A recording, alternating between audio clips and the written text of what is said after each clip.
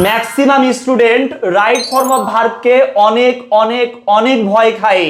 কেন ভয় খায় রে ভাই? এখানে তো ভয়ের কোনো বিষয়ই নাই।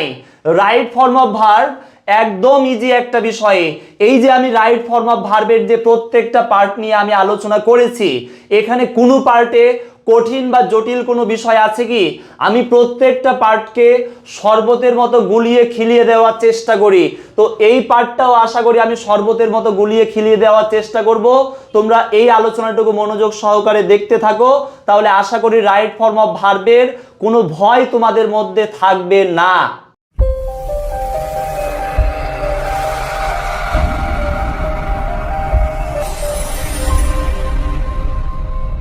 বন্ধুরা, আজকের এই পার্টে আমি আলোচনা করব আপনি কখন কখন একটি ভার্বের সঙ্গে কোনো কিছুই যুক্ত করতে পারবেন না, অর্থাৎ ভার্বের রূপটি কখন বেস ফর্ম হবে। এই নিয়মটি ছাড়াও অন্যান্য কয়েকটি গুরুত্বপূর্ণ নিয়মও আমি এই অংশে আলোচনা করব। তো আমরা আগে যেটা বুঝবো সেটা হচ্ছে ভার্বের বেজ ফর্ম। এই জিনিসটা আসলে কি? এখানে আমরা সবাই জানি বেজ মানে কি ভাই? বেজ মানে হচ্ছে মূল, মানে ভার্বের যে মূল রূপ ওইটাকে বলা হয় বেজ ফর্ম। যেমন আমরা বোঝানোর জন্য বলি বেজ মানে মনে করবা বিচ্ছি, বিচ্ছি থেকে গাছ হয়, গাছ থেকে পাতা হয়, ফল হয়, ফুল হয়, মূল হয়। তাহলে সবকিছুর মূল কোনটা ভাই? বীজ। তাহলে বীজ থেকে কিন্তু সবকিছু হয়, অর্থাৎ ভার্বের বেজ ফর্ম হচ্ছে ভার্বের সেই রূপ যে রূপকে অন্য একটা রূপে রূপান্তরিত করা যায়। যেমন গো থেকে গোজ হয়, ওয়েন্ট হয়, গান হয়, গোয়িং হয়, GOING। তাহলে এখানে মূল কোনটা ভাই? মূল হচ্ছে গো, মানে ভার্বের বেজ ফর্মের সঙ্গে কোনো কিছুই যুক্ত করা যাবে না। এস বা ইএস যুক্ত হবে না, ইডি যুক্ত হবে না, আইএনজি যুক্ত হবে না, কোনো কিছুই যুক্ত করা যাবে না। তাহলে আজকে আমরা প্রথমেই যে নিয়মটা দেখব যে আপনি কখন কখন ভার্বের সঙ্গে কোনো কিছুই যুক্ত করতে পারবেন না। তো এখানে আমি প্রথমেই যে নিয়মটা দিয়েছি মোডাল ভার্বের পরে, ভাই মোডাল ভার্ব কোনগুলো? মোডাল ভার্ব তো আমরা অনেকেই চিনি, may, might, can, could, must, shall, should, will, would, ought to, be, going to. অনেকেই মোডাল ভার্ব যারা চিনো না তাদের জন্য আমি একটা লিস্ট এখানে দিয়ে রাখলাম, তোমরা একটু লিখে রাখবা। আমরা অনেকেই সহজ মোডাল ভার্বগুলো অনেকেই চিনি, may, might, can, could, must, shall, should এগুলো আমরা চিনি, কিন্তু ought to, be, going to, have to, has to, need to এগুলো যে মোডাল ভার্ব, এই বিষয়গুলো আমরা অনেকেই জানি না বা চিনি না। যেগুলো তোমরা চিনো না বা জানো না এইগুলো একটু জেনে রাখবা, কারণ বর্তমান সময়ে অ্যাডমিশন বলো, এইচএসসি বলো, এই কঠিন মোডাল ভার্বগুলো থেকে প্রায় প্রতিনিয়ত কোশ্চিন এসে থাকছে। আর অর্থগুলোও একটু লিখে রাখবা, অর্থটা খুবই খুবই গুরুত্বপূর্ণ, কারণ অর্থ বুঝতে ব্যর্থ হলে তুমি কমপ্লিটিং সেন্টেন্স বা cloze test, with clue, without clue এই জায়গাগুলোতে তুমি ধরা খেয়ে যাবা। তো আমি এখানে লিস্টটা দিয়ে রাখলাম, তোমরা একটু লিখে রাখবা। তাহলে মোডাল ভার্ব কোনগুলো আমরা দেখলাম। এই মোডাল ভার্বগুলোর পরে আমরা একটা নিয়ম জানি, ভার্বের বেজ ফর্ম হবে মানে ভার্বের সঙ্গে কোনো কিছুই যুক্ত করা যাবে না।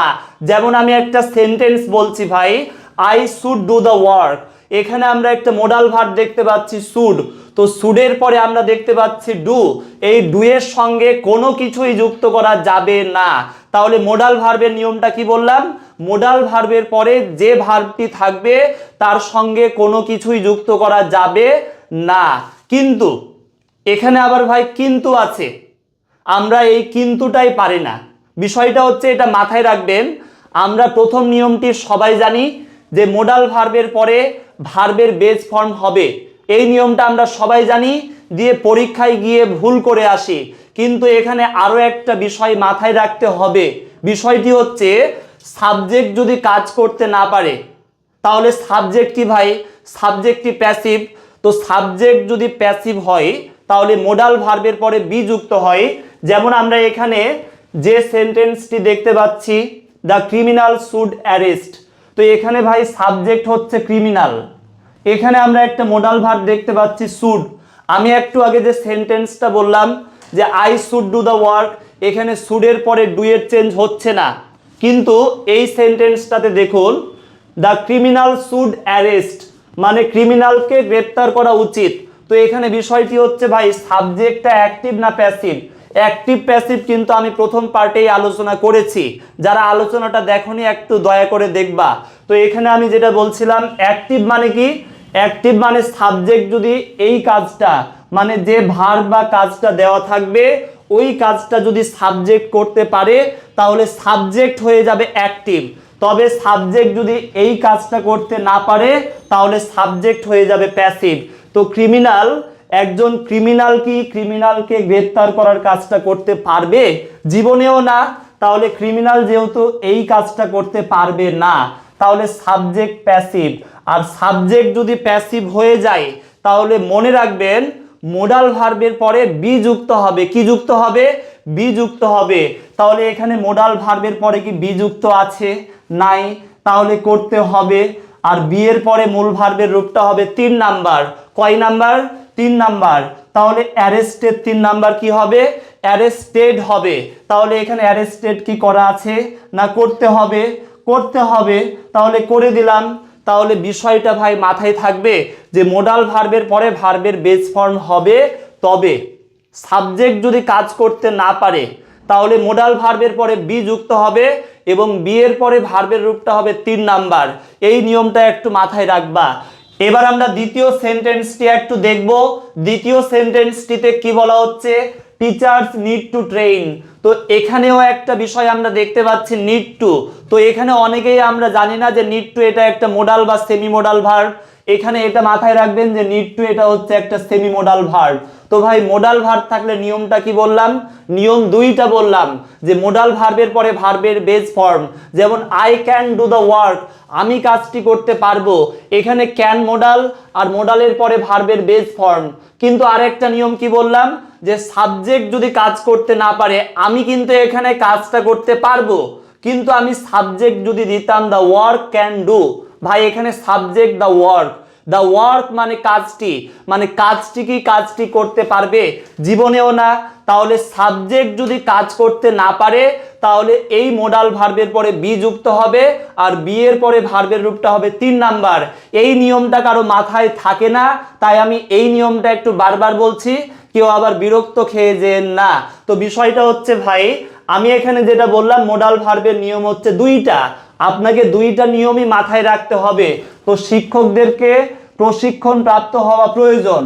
তো এখানে বিষয়টা হচ্ছে শিক্ষকরা কি নিজেরাই নিজেদেরকে প্রশিক্ষণ দেওয়ার কাজটি করতে পারবে? জীবনেও না। তাহলে সাবজেক্ট এখানে কাজটি করতে পারবে না, তাই মোডাল ভার্বের পরে বি যুক্ত হবে আর বি এর পরে ভার্বের রূপটা হবে 3 নাম্বার।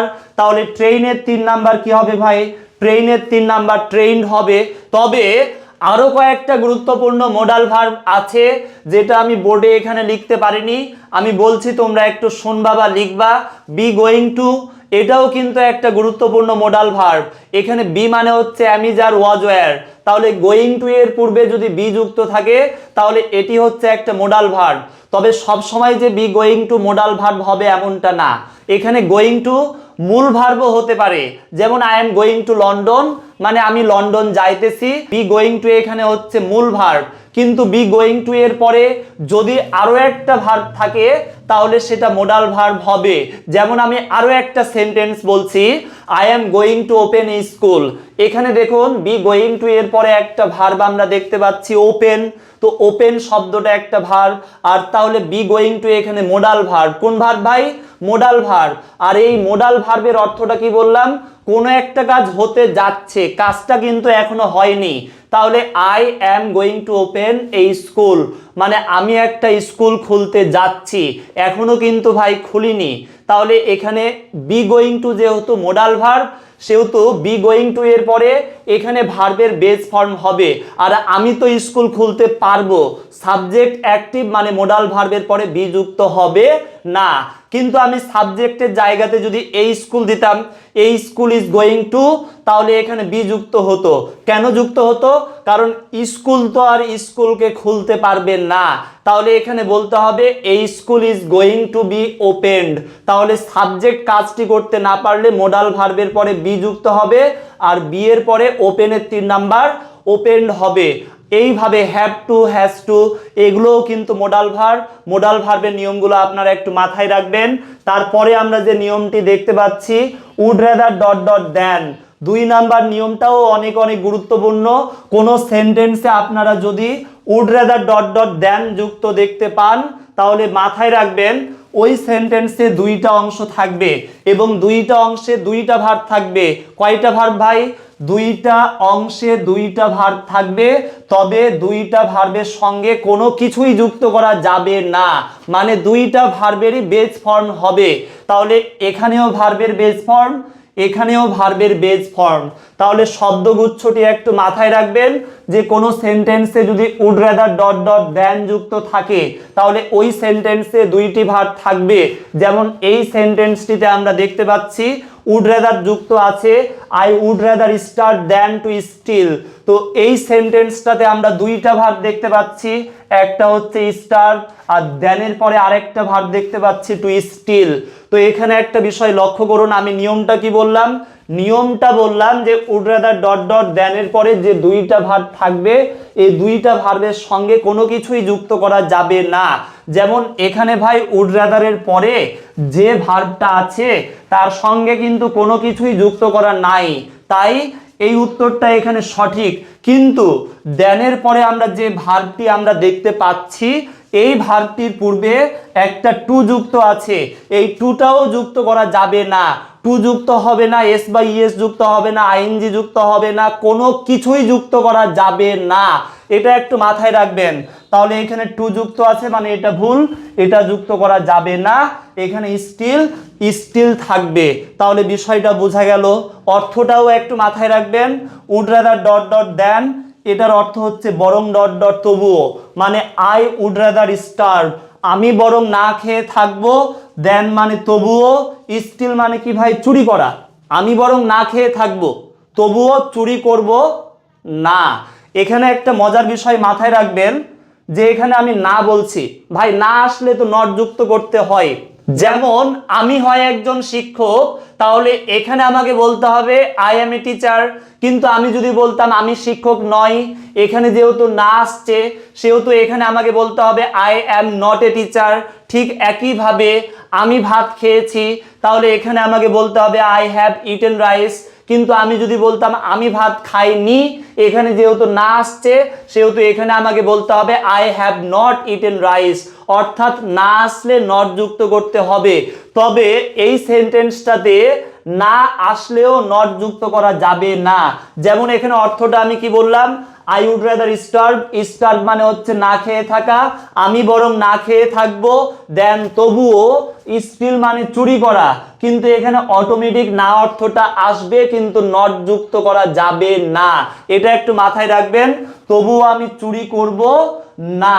ঠিক একইভাবে নিচের সেন্টেন্সটা একটু লক্ষ্য করুন, এখানেও বলছে he is too weak to walk. এই নিয়মটা আমাদের প্রায় সকলেরই জানা, টু ডট ডট টু মানে কি ভাই? এতই ডট ডট যে, তো টু ডট ডট টু এর পরে যে ভার্বটা থাকবে এটা আমরা সবাই জানি যে ভার্বের বেস ফর্ম হবে, আর এটা তো আমরা সবাই জানি যে টু এর পরে ভার্বের বেস ফর্ম।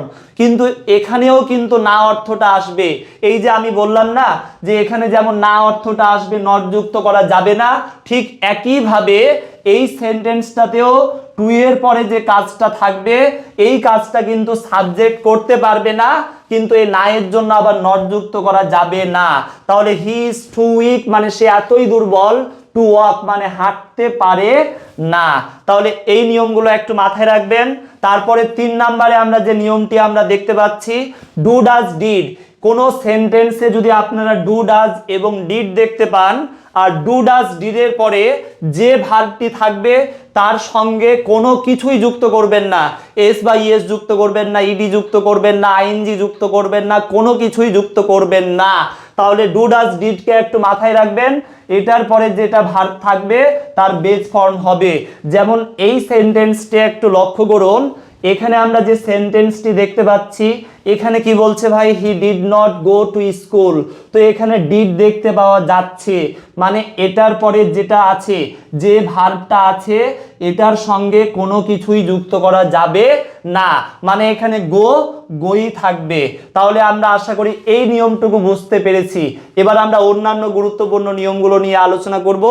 এখানে আমরা 4 নাম্বার নিয়মটিতে দেখতে পাচ্ছি কোনো সেন্টেন্সে যদি আপনারা উড দ্যাট যুক্ত দেখতে পান অর্থাৎ উড দ্যাট যুক্ত সেন্টেন্সে যে ভার্বটি থাকবে ওই ভার্বটির পূর্বে একটা কুড যুক্ত করতে হবে। তাহলে উড দ্যাট যুক্ত সেন্টেন্সে যে ভার্বটি থাকবে ওই ভার্বটির পূর্বে কি যুক্ত করতে বললাম? অবশ্যই কুড যুক্ত করতে হবে। তাহলে COULD কুড।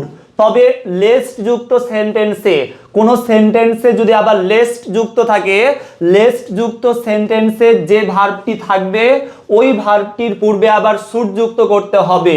তবে কেউ কেউ যদি মাইন্ড যুক্ত করতে চান তাও হবে, তবে এখানে আমি শুডটাকে বেশি পছন্দ করি, SHOULD। তাহলে উড দ্যাট যুক্ত সেন্টেন্সে ভার্বের পূর্বে শুড যুক্ত করবেন, আর লেস্ট যুক্ত সেন্টেন্সে ভার্বের পূর্বে শুড যুক্ত করবেন। তো এই সেন্টেন্সটাতে আমরা উড দ্যাট যুক্ত আছে দেখতে পাচ্ছি, would that I go to London. তো উড দ্যাট যুক্ত থাকলে ভার্বের পূর্বে তো কুড যুক্ত থাকার কথা ছিল, কিন্তু এইখানে গো ভার্বের পূর্বে কি কুড যুক্ত আছে? নাই, তাহলে যুক্ত করতে হবে ভাই। তো আমি এখানে কুড যুক্ত করে দিলাম COULD। তাহলে নিয়মটা বোঝা গেল কি? এখানে আরেকটা বিষয়ে অর্থটা ভাই কেমন হয়? উড দ্যাট যুক্ত থাকলে মনে রাখবেন উড দ্যাট মূলত অবাস্তব ইচ্ছা বা কল্পনা প্রকাশ করতে সেন্টেন্সে ব্যবহার করা হয়।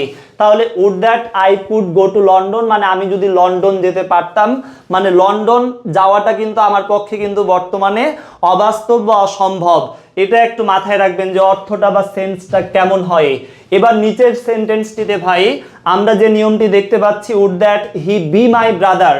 তো উড দ্যাট যুক্ত সেন্টেন্সে কেউ যদি বি ভার্ব দেখতে পান, কোন ভার্ব? উড দ্যাট যুক্ত সেন্টেন্সে কেউ যদি বি ভার্ব দেখতে পান, বি ভার্ব মানে কি ভাই? বি ভার্ব মানে হচ্ছে অ্যামিজ আর ওয়াজ ওয়্যার। তো উড দ্যাট যুক্ত সেন্টেন্সে কেউ যদি বি ভার্ব দেখতে পান তাহলে মনে রাখবেন যে বি ভার্বটি সব সময় ওয়্যার হবে, অন্য কোনো কিছু করা যাবে না। আমরা জানি হি এর পরে নিয়ম মোতাবেক ওয়াজ হয়, কিন্তু ভাই এখানে ওয়াজ হবে না, ইজ হবে না, কোনো কিছুই হবে না, শুধুমাত্র ওয়্যার হবে। শুধুমাত্র কি বললাম? ওয়্যার হবে। তাহলে নিয়মটি মাথায় রাখবেন যে উড দ্যাট যুক্ত সেন্টেন্সে কেউ যদি বি ভার্ব দেখতে পান তাহলে বি ভার্বটি সব সময় শুধুমাত্র ওয়্যার হবে। তাহলে আশা করি 2 নাম্বার সেন্টেন্সটিও আমরা বুঝতে পেরেছি। এবার লেস্ট যুক্ত সেন্টেন্সের নিয়ম যেটা আমি বললাম, কোন সেন্টেন্সে লেস্ট যুক্ত থাকলে ভার্বের পূর্বে শুড যুক্ত করতে হয়। যেমন ভাই he went to school, he went to school, সেই স্কুলটিতে গিয়েছিল। লেস্ট, লেস্টের অর্থ কি? না হলে, নতুবা, অথবা, এই ভয়ে যে। তাহলে লেস্ট অর্থ আমি ধরলাম না হলে। হি ওয়েন্ট টু স্কুল মানে সেই স্কুলটিতে গিয়েছিল, না হলে তাকে শাস্তি দেওয়া হতো। তো বিষয়টি হচ্ছে ভাই লেস্ট যুক্ত থাকলে ভার্বের পূর্বে কি যুক্ত করতে বললাম? লেস্ট থাকলে শুড যুক্ত করতে হয়। তো আমি এখানে শুড যুক্ত করে দিলাম, SHOULD শুড। তো শুড একটা কোন ভার্ব? শুড হচ্ছে মোডাল ভার্ব। কুডও একটা মোডাল ভার্ব, শুডও একটা মোডাল ভার্ব। মোডাল ভার্ব হওয়ার কারণে এখানে ভার্বের বেস ফর্ম। তাহলে এখানেও ভার্বের কোন ফর্ম হবে? বেস ফর্ম হবে। না না না না না, এখানে এই উত্তরটা ভুল। এখানে আরো একটা বিষয় মাথায় রাখতে হবে। আমি বলেছিলাম না ভাই যে মোডাল ভার্ব যুক্ত থাকলে নিয়ম একটা না 2টা নিয়ম। এই নিয়মটা আমরা প্রায়ই ভুল করি, প্রত্যেকটা স্টুডেন্ট এই জায়গাতে প্রায়ই ভুল করে। ভুলটা কি ভাই? তোমাকে ভাবতে হবে সাবজেক্ট যেটা আছে এই সাবজেক্টটা এই কাজটা করতে পারবে না পারবে না। ভাই সে কি নিজেই নিজেকে শাস্তি দিতে পারবে? সে তো নিজেই নিজেকে শাস্তি দিতে পারবে না। তাহলে সাবজেক্ট যদি কাজটা করতে না পারে তাহলে মোডাল ভার্বের পরে বি যুক্ত করতে হয়। সে যেহেতু নিজেকে শাস্তি দিতে পারবে না তাহলে মোডাল ভার্বের পরে একটা বি যুক্ত হবে, হি শুড বি। আর বি এর পরে মূল ভার্বের রূপটা হবে 3 নাম্বার, তাহলে পানিশের 3 নাম্বার হবে পানিশড। তাহলে এই নিয়মটা একটু মাথায় রাখবেন। কিন্তু এখানে কুড মোডাল ভার্ব, এখানে মোডাল ভার্বের পরে কেন বি যুক্ত হচ্ছে না? কারণ আমি, এখানে সাবজেক্টটাকে ভাই, সাবজেক্ট হচ্ছে আমি, আর আমি তো যাওয়ার কাজটা করতে পারবো। এখানে সাবজেক্ট অ্যাক্টিভ, তাই ভার্বের সঙ্গে কোনো কিছুই যুক্ত হচ্ছে না। কিন্তু এখানে সাবজেক্ট প্যাসিভ, প্যাসিভ যদি সাবজেক্ট হয় তাহলে মোডাল ভার্বের পরে বি যুক্ত হয়, আর বি এর পরে মূল ভার্বের রূপটা 3 নাম্বার হয়। এই নিয়মটা ভাই একটু মনে রাখবেন। এবার আমরা নিচের সেন্টেন্সটা একটু দেখব। দে স্টাডি হার্ড, নিচের সেন্টেন্সটিতে কি বলা হচ্ছে? দে স্টাডি হার্ড মানে তারা কঠোর পড়াশোনা করে, লেস্ট না হলে দে ফেইল। তো বিষয়টা হচ্ছে ভাই এখানেও তো আমরা এই সেন্টেন্সে লেস্ট যুক্ত আছে দেখতে পাচ্ছি। তো লেস্ট যুক্ত থাকলে নিয়মটা কি বললাম, ভার্বের পূর্বে শুড যুক্ত করতে হয়। তো এখানে কি শুড যুক্ত আছে ভাই? নাই, তাহলে শুড যুক্ত করতে হবে। তাহলে এখানে আমি একটা শুড যুক্ত করে দিলাম। তো শুড একটা মোডাল ভার্ব, মোডাল ভার্বের পরে ভার্বের বেস ফর্ম, আর তারা তো এখানে ফেইলটা করতে পারবে অ্যাক্টিভ, তাই এখানে মোডাল ভার্বের পরে ভার্বের সঙ্গে কোনো কিছুই যুক্ত করা যাবে না। এবার আমরা 6 নাম্বার নিয়মটি একটু দেখব। এখানে আমরা কয়েকটা শব্দগুচ্ছ দেখতে পাচ্ছি, একটা হচ্ছে had better, had rather, would better, would rather. এই কয়েকটা শব্দগুচ্ছের পরে যদি ভার্ব থাকে তাহলে অবশ্যই ভার্বের সঙ্গে কোনো কিছুই যুক্ত করবেন না, অর্থাৎ ভার্বের বেজ ফর্ম হবে। কোন ফর্ম বললাম ভাই? Base form. যেমন এখানে আমরা একটা সেন্টেন্স দেখতে পাচ্ছি, you had better go home. তো এখানে হ্যাড বেটার যুক্ত আছে, মানে নিয়মটা কি বললাম, যে হ্যাড বেটারের পরে যে ভার্বটা থাকবে তার সঙ্গে কোনো কিছুই যুক্ত করা যাবে না, মানে এখানে গো গো থাকবে, এই গো এর সঙ্গে কোনো কিছুই যুক্ত হবে না। এইবার আমি খুবই গুরুত্বপূর্ণ একটা নিয়ম নিয়ে আলোচনা করব। যদিও নিয়মটি আমাদের অনেকের কাছে জটিল বা কঠিন মনে হয়, তবে আমি এই নিয়মটি অনেক সহজভাবে উপস্থাপন করার চেষ্টা করছি, আপনারা একটু ভালোভাবে বোঝার চেষ্টা করেন। তো এখানে আমরা প্রথমে এই যে শব্দটি দেখতে পাচ্ছি পজিটিভ, তো পজিটিভ সেন্টেন্সে যদি মেক, লেট এবং হেল্প এই শব্দগুলো বা ভার্বগুলো যদি দেখতে পাওয়া যায়, তাহলে তারপরে যে ভার্বটি থাকবে ওই ভার্বের বেজ ফর্ম হবে, মানে ভার্বের সঙ্গে কোনো কিছুই যুক্ত করা যাবে না। কিন্তু পজিটিভ জিনিসটা আবার কি ভাই? পজিটিভ ভার্ব নামে একটা ভার্ব আছে যেটা আমরা অনেকেই হয়তো জানি না। এখানে আমরা মোটামুটি ভাবে সবাই জানি কজ মানে কি ভাই? কজ মানে হচ্ছে কারণ, কজ মানে কারণ, অর্থাৎ সাবজেক্টের কারণে অবজেক্ট যখন কাজ করবে তখন ওই ভার্বটিকে বলতে হবে পজিটিভ ভার্ব। যেমন আমি একটা সেন্টেন্স বলেছি, এখানে দেখুন, আই ওয়াক দ্য বেবি। এখানে সাবজেক্টকে ভাই আই, অবজেক্টকে, অবজেক্ট হচ্ছে বেবি। এখানে আমি হাঁটছি না, আমি বাচ্চাটিকে হাঁটাচ্ছি, তাহলে সাবজেক্ট কাজটা করছে না অবজেক্ট? অবজেক্ট এই কাজটা করছে, হাঁটার কাজটা বাচ্চাটি করছে, কিন্তু বাচ্চাটি আবার কার কারণে হাঁটছে? আমার কারণে হাঁটছে। তাহলে সাবজেক্টের কারণে অবজেক্ট যদি কাজ করে তাহলে ওই কাজটাকে বলা হয় পজিটিভ ভার্ব। যেমন দ্বিতীয় সেন্টেন্সটিও একটু লক্ষ্য করুন, এখানে কি বলা হচ্ছে ভাই? হি ফ্লাইজ এ কাইট, মানে সে একটা ঘুড়ি উড়ায়। এখানে উড়ার কাজটা কে করে ভাই? সে কি উড়ে না ঘুড়িটা উড়ে? এখানে উড়ছে ঘুড়িটি, তাহলে ঘুড়িটি উড়ছে কার কারণে?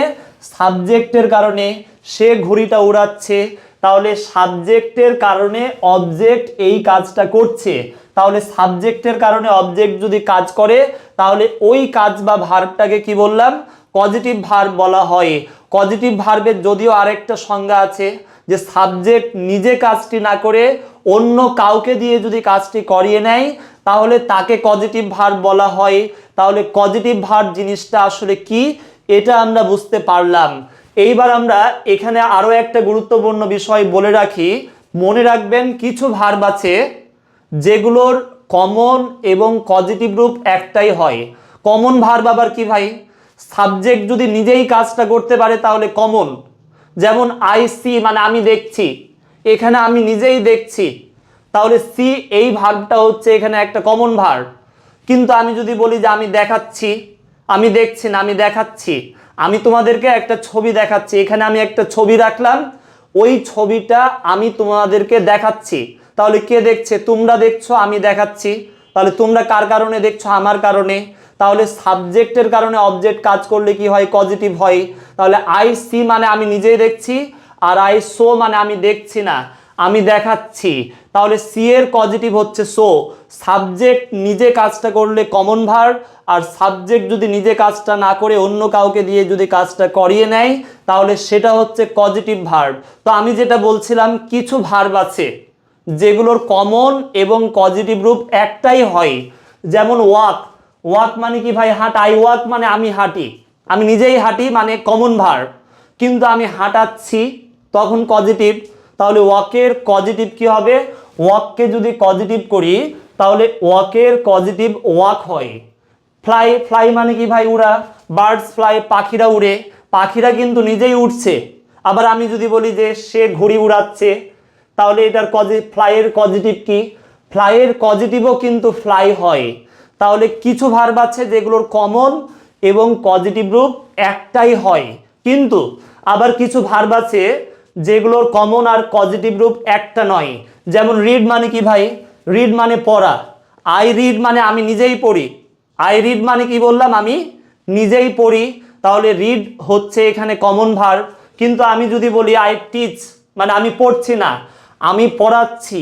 আমি পড়ছি না, আমি পড়াচ্ছি। আমি পড়াচ্ছি, তাহলে রিডের পজিটিভ কি হবে? রিডের পজিটিভ হচ্ছে টিচ।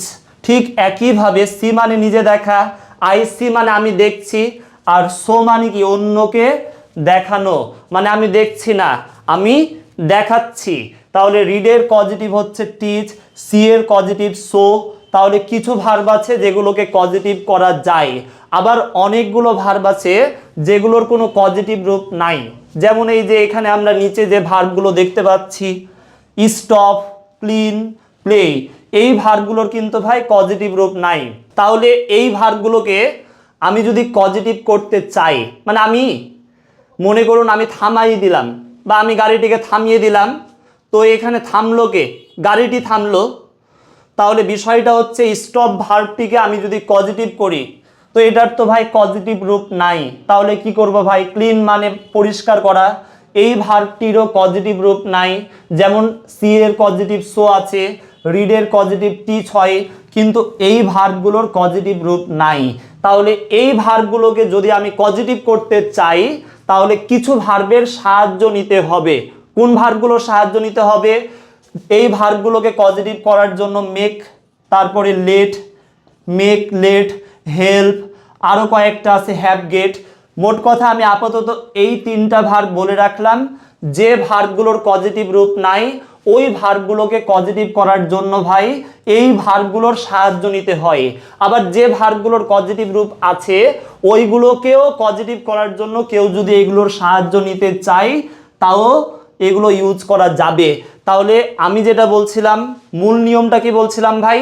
যে ভার্বগুলোর পজিটিভ রূপ নাই, ওই ভার্বগুলোকে পজিটিভ করার জন্য এই ভার্বগুলোর সাহায্য নিতে হয়।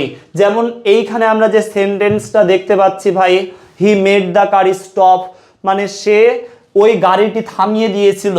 এখানে থেমেছিল কে? থেমেছিল কি সে না গাড়িটি? গাড়িটি থেমেছিল, কিন্তু গাড়িটি আবার কার কারণে থেমেছিল? তার কারণে থেমেছিল। অর্থাৎ সাবজেক্টের কারণে অবজেক্ট এই কাজটা যেহেতু করছে, সেহেতু এটাও একটা পজিটিভ ভার্ব। তো এখানে মেক অর্থটা কি ভাই? মেক মানে কিন্তু এখানে তৈরি করা না। এখানে তোমরা এটা আবার ভাবিও না যে সে, হি মেড মানে সে তৈরি করেছিল, দ্য কার সে গাড়িটি তৈরি করেছিল, স্টপ মানে তো থামা। এইভাবে অর্থ করলে সেন্টেন্সটা অর্থপূর্ণ হবে না। তো মেক অর্থ এখানে যদি তৈরি করা না হয়, তাহলে এখানে মেক শব্দটা কি করছে ভাই? মেক শব্দটা এখানে স্টপ ভার্বটিকে পজিটিভ করতে সাহায্য করছে। স্টপ মানে কি? থামা। তো এই ভার্বটিকে পজিটিভ করতে এই ভার্বটা সাহায্য করছে, মানে সে গাড়িটিকে থামিয়ে দিয়েছিল। তাহলে এটা একটু মাথায় রাখবেন যে এই ভার্বগুলো মেক, লেট, হেল্প, এই ভার্বগুলো পজিটিভ করার জন্য একটা ভার্বকে সাহায্য করে। তো নিয়মটা কি বললাম ভাই? নিয়মটা হচ্ছে কোনো পজিটিভ সেন্টেন্সে কেউ যদি মেক, লেট এবং হেল্প দেখতে পাও, পজিটিভ সেন্টেন্সে কেউ যদি মেক, লেট এবং হেল্প দেখতে পাও, তাহলে তারপরে যে ভার্বটা থাকবে ওই ভার্বের সঙ্গে কোনো কিছুই যুক্ত করা যাবে না, অর্থাৎ ভার্বের বেজ ফর্ম। যেমন এই সেন্টেন্সটাতে আমরা মেকের পরে যে স্টপ ভার্বটা দেখতে পাচ্ছি, এই ভার্বের সঙ্গে কোনো কিছুই যুক্ত করা যাবে না। ঠিক একইভাবে নিচের সেন্টেন্সটা একটু লক্ষ্য করো। নিচের সেন্টেন্সটাতে কি বলছে ভাই? My mother help me clean the room, মানে আমার মা আমাকে রুমটা পরিষ্কার করতে সাহায্য করেছিল। ভাই রুমটা কে পরিষ্কার করেছিল? আমার মা না আমি? এখানে রুমটা পরিষ্কার করেছিল কে? আমি। আমি কি এখানে অবজেক্ট? তাহলে সাবজেক্ট কিন্তু এই কাজটা করিনি, কাজটা করেছিল কে? অবজেক্ট। কিন্তু অবজেক্ট এই কাজটা কার কারণে করেছিল?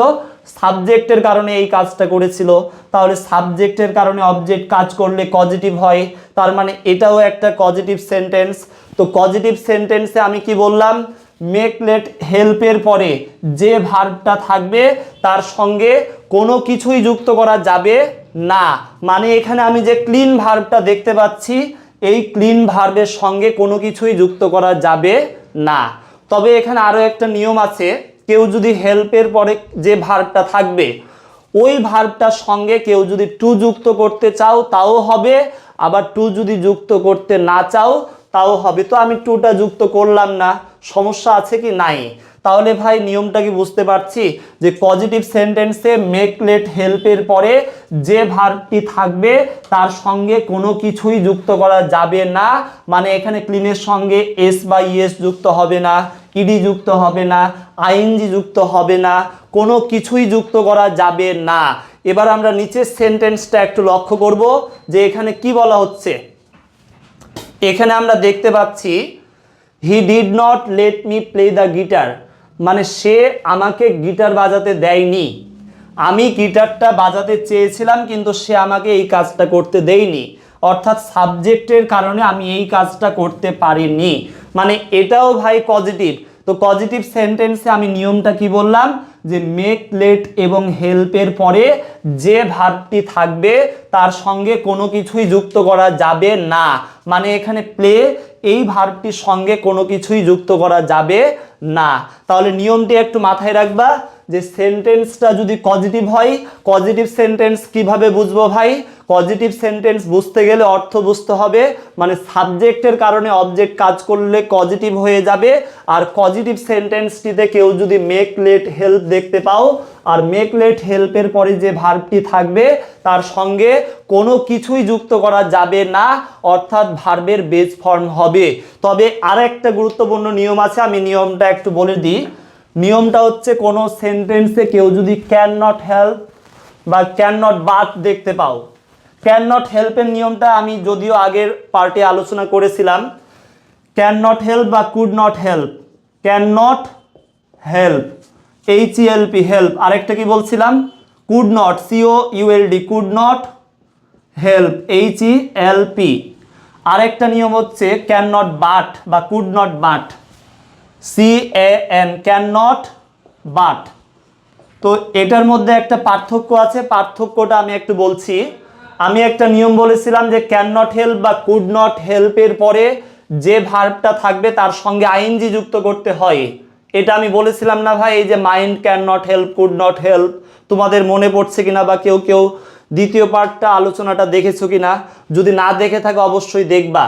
ওইখানে আমি যেটা বলেছিলাম যে মাইন্ড ক্যান নট হেল্প বা কুড নট হেল্পের পরে যে ভার্বটা থাকবে তার সঙ্গে আইএনজি যুক্ত করতে হবে, কিন্তু ক্যান নট বাটের পরে ক্যান নট বাটের পরে যে ভার্বটা থাকবে তার সঙ্গে কোনো কিছুই যুক্ত করা যাবে না, অর্থাৎ ভার্বের বেস ফর্ম হবে।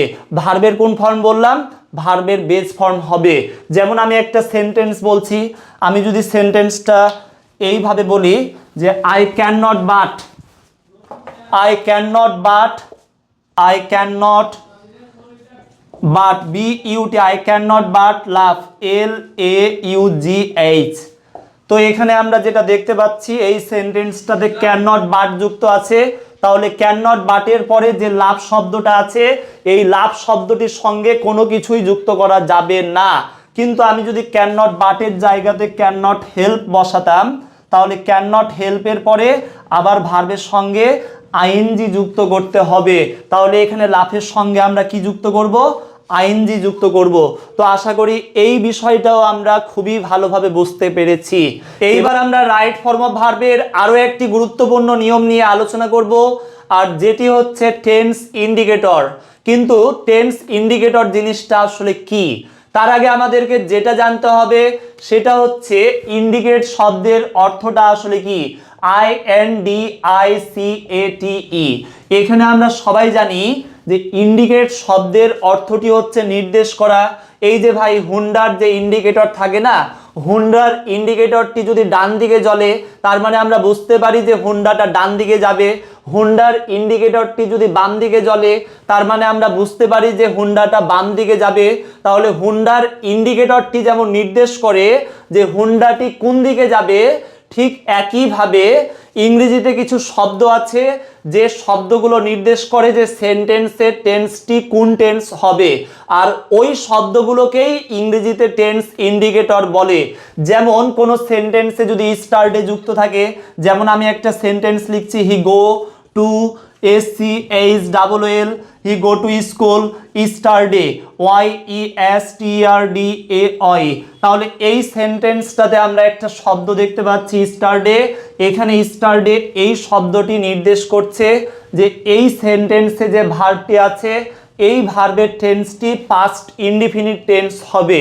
অর্থাৎ কোন শব্দ থাকলে সেন্টেন্সের টেন্সটি কোন টেন্স হবে ওই শব্দগুলোকেই টেন্স ইন্ডিকেটর বলে। তাহলে স্টারডে আছে মানে এটা পাস্ট ইনডিফিনিট হবে। তাহলে গোয়ের পাস্ট কি হবে ভাই? গোয়ের পাস্ট ওয়েন্ট হবে। ঠিক একইভাবে কোনো সেন্টেন্সে যদি always, regularly, sometimes, seldom, often, generally, daily, everyday, occasionally, usually, normally এই শব্দগুলো যুক্ত থাকলে সেন্টেন্সের টেন্সটা প্রেজেন্ট ইনডিফিনিট হবে। আমি একটু সেন্টেন্সগুলো নিচে দিয়ে রাখলাম, তোমরা একটু লিখে রাখবা। আবার কোনো সেন্টেন্সে যদি now, at this moment, at present, continuously, gradually, day by day এই শব্দগুলো যুক্ত থাকলে সেন্টেন্সের টেন্সটি হয়ে যাবে প্রেজেন্ট কন্টিনিউয়াস। তোমরা একটু এটা লিখে রাখবা। তারপরে কোনো সেন্টেন্সে যদি আবার রিসেন্টলি, জাস্ট এবার, just now, yet, already, lately এই শব্দগুলো যুক্ত থাকলে সেন্টেন্সের টেন্সটি হয়ে যাবে প্রেজেন্ট পারফেক্ট টেন্স। আবার কোনো সেন্টেন্সে যদি সিন্স এবং ফর যুক্ত থাকে, সিন্স ফর যুক্ত থাকলে সেন্টেন্সের টেন্সটি হয়ে যাবে প্রেজেন্ট পারফেক্ট কন্টিনিউয়াস টেন্স। আবার কোনো সেন্টেন্সে যদি yesterday, ago, long long ago, once, once upon a time বা অতীতের দিন, তারিখ বা সময় যদি উল্লেখ থাকে তাহলে সেন্টেন্সের টেন্সটি পাস্ট ইনডিফিনিট টেন্স হবে। আবার কোনো সেন্টেন্সে যদি টুমরো, নেক্সট ডে অর্থাৎ ভবিষ্যতের সময় যদি উল্লেখ থাকে তাহলে সেন্টেন্সের টেন্সটি আবার ফিউচার ইনডিফিনিট টেন্স হবে। অর্থাৎ কোন শব্দ থাকলে কোন টেন্স হবে এটা খুবই খুবই গুরুত্বপূর্ণ নিয়ম। এই নিয়মটা থেকে প্রায় আমাদের বিভিন্ন এক্সামে প্রশ্ন এসে থাকে। তোমরা এই নিয়মগুলো একটু মাথায় রাখবা। তো আশা করি আজকের এই আলোচনা তোমরা বুঝতে পেরেছো। কোনো সমস্যা যদি থেকে থাকে অবশ্যই একটু কমেন্টে জানাবা। আর যদি মনে হয় ভাই এই ক্লাসটা করে তোমাদের সময় নষ্ট হচ্ছে তাহলে সাবস্ক্রাইব করার দরকার নাই। আর যদি মনে হয় যে না এই ক্লাসটা করে অনেক উপকৃত হয়েছে তাহলে দয়া করে এই চ্যানেলটিকে সাবস্ক্রাইব করে দিবা।